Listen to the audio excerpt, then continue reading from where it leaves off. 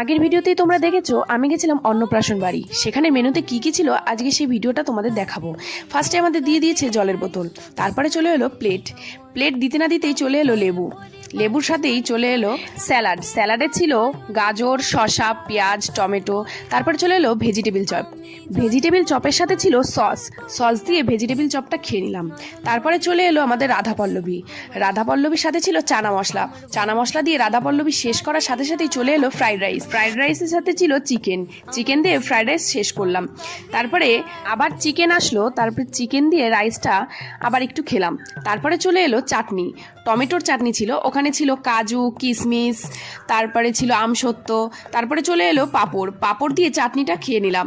তারপরে চলে এলো মিষ্টি। মিষ্টি আমি খাই না, তাই ভাইকে সেই মিষ্টিটা দিয়ে দিলাম। তারপরে দিয়ে দিল হাত ধোয়ার জন্য জল। হাত ধুয়ে আইসক্রিমটা নিয়েই সঙ্গে সঙ্গে বাড়ি চলে এলাম। আজকে এই পর্যন্তই ভিডিও।